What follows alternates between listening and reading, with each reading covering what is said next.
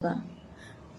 अभी जो आप देख रहे हैं मोनालिसा को, वैसे तो हमारे देश में सच में प्रेम विवाह, गंधर्व विवाह, इन सब का प्रथा प्राचीन काल से रह गई है, कोई नई बात नहीं। और हिंदू मुसलमान का भी विवाह हुआ है। आप जानते हैं, ये जो आज ये कह रही है कि मैंने क्या गलत किया, बहन तुमने गलत कुछ नहीं किया। तुम विवाह कर ली, तुम अपना साइड में रहती, लेकिन अपनी शादी का जो तुम ब्रांड एम्बेसडरिंग कर रही है, ये गलत है। तुम्हें लव जिहाद का ब्रांड एम्बेसडर बनाया गया है और तुम्हारे थ्रू बहुत सारी मासूम लड़कियों को ये दिशा निर्देश दिया जाएगा कि देखो, इसने भी एक मुस्लिम लड़के से शादी की है और ये कितनी खुश है। तुम्हें कुछ नहीं होगा, इसलिए नहीं होगा कि तुम हाईलाइटेड हो, तुम वायरल हो। तुम्हारे साथ अगर एक मतलब कि एक तुम्हारा बाल भी बांका होगा ना, तो यह देश है, यह देश तुम्हारी सुरक्षा के लिए तुरंत आ जाएगा। लेकिन जरा ये सोचो, तुम्हें देखकर जो मासूम लड़की, जो कोई बड़ी पहचान उसकी नहीं बनी है, वो अगर बहक जाती है और उसके साथ केरला स्टोरी जैसी घटना घट जाती है, उसे बचाने के लिए कौन आएगा? तुम शादी की हो, जिससे भी की हो, तो और पागल की तरह दिख रहा है हमको तो मतलब समझ में नहीं आ रहा है मोनालिसा को उसमें क्या ऐसा दिख गया, पागल की तरह दिख रहा है। और हाँ, तुम बहुत गलत कदम उठा दी बहन। तुम्हारे पास बहुत कुछ था करने के लिए, तुम्हारे पास जनता का प्यार था जो तुम्हें आगे तक और लेके जाता। तुम्हारे अंदर कुछ खास का प्यार था जो तुम्हें आगे तक और लेके जाता।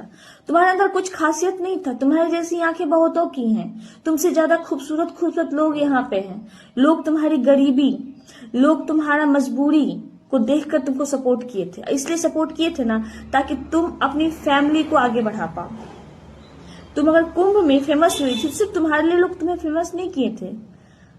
लोगों को ये लगा कि अगर हम इन्हें फेमस करते तो इसकी फैमिली भी आगे बढ़ेगी। चलो, एक परिवार तो आज आगे बढ़ेगा, लेकिन तुमने क्या किया?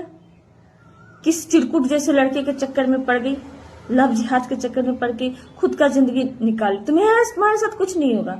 तुम्हें एक प्रचारक के रूप तौर पर हर जगह परोसा जाएगा और तुम्हारे ही थ्रू कई सारी मासूम लड़की को परोसा जाएगा और तुम्हारे ही थ्रू कई सारी मासूम लड़की की जिंदगी बर्बाद होगी। शायद तुम उसको अपना खुद को जिम्मेदार नहीं मानोगे, लेकिन एक समय तुम जरूर मानोगे। अच्छा, तुमने उदाहरण दिया कि राधा कृष्ण ने भी प्यार किया था। राधा ने कभी कृष्ण से पूछा कि तुम कान्हा हिंदू हो कि मुस्लिम हो?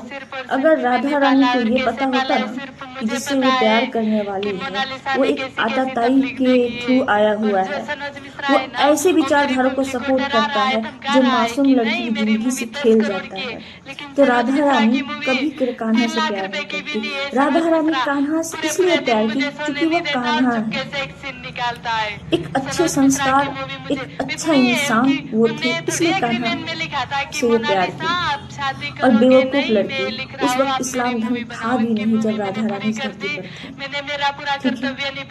तो उनका तुलना तुम नहीं कर सकती। राधा कृष्ण का प्यार समझ में तुम्हें क्या किसी को नहीं आता। एक जन्म में तो उनका प्यार समझना मुश्किल है, कई जन्म जन्मांत लग जाते हैं, और वो भी किसे?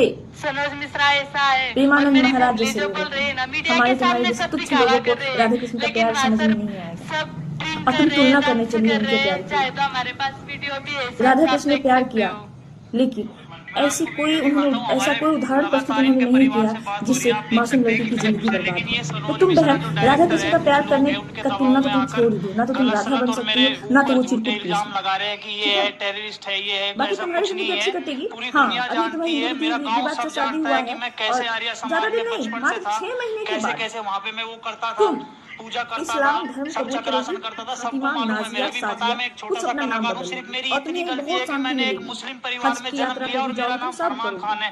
इसलिए लोग मुझे गलत से गलत आरोप लगा रहे हैं, हमें फंसाने की कोशिश कर रहे हैं, मारने की धमकियां दे रहे हैं। सिर्फ इतना ही है कि मैं एक मुस्लिम परिवार में जन्म लिया, यही मेरी एक गलती है।